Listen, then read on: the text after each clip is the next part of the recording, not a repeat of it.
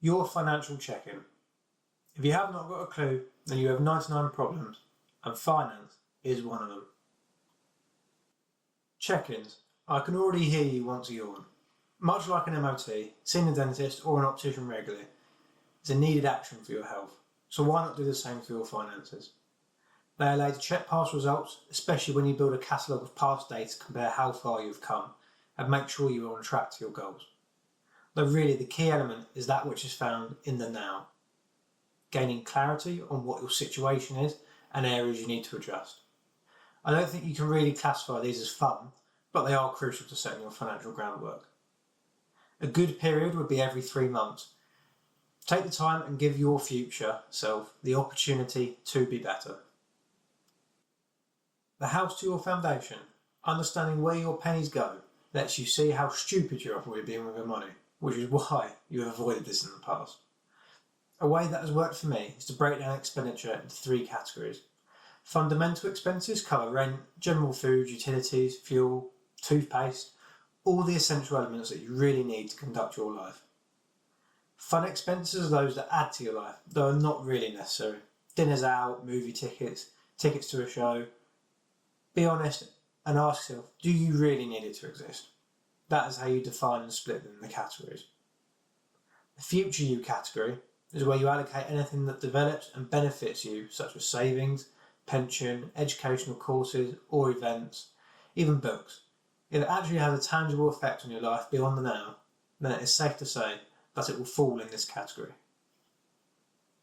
In terms of your allocation to each category, a useful starting point is to use the 50-30-20 rule. No more than 50% on fundamental, 30% on fun, and at least 20% on your future self. Now, as part of this, we can discuss the FIRE movement, or Financial Independence Retire Early movement. In short, it's about saving as much as possible so that you can retire quicker and actually start to live the life you want. Now, I am a fan of this within reason, though you shouldn't go about destroying yourself and making life a misery. After all, you still need to enjoy a certain aspect and a certain amount of life. Otherwise, you're just going to find it pointless and a real drag. So therefore, the key bits are to save, buy assets that give you a return, and increase your knowledge to make the life that you want. The best way of getting something is to do everything you can to deserve it. Collectively, we are not doing well when it comes to effective finance management. Hence why those like me exist.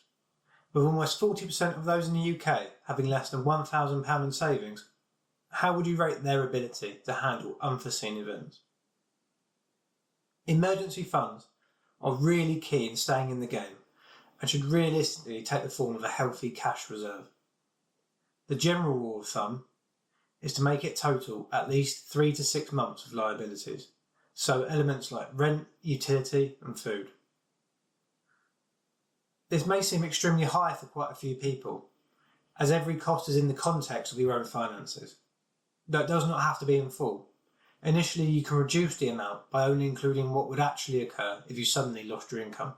For example, if I stopped working, my fuel expenses would dramatically drop, so I could easily cut this to 25% of, say, a 3-month average, and use that to contribute to my overall pot of the amount I needed.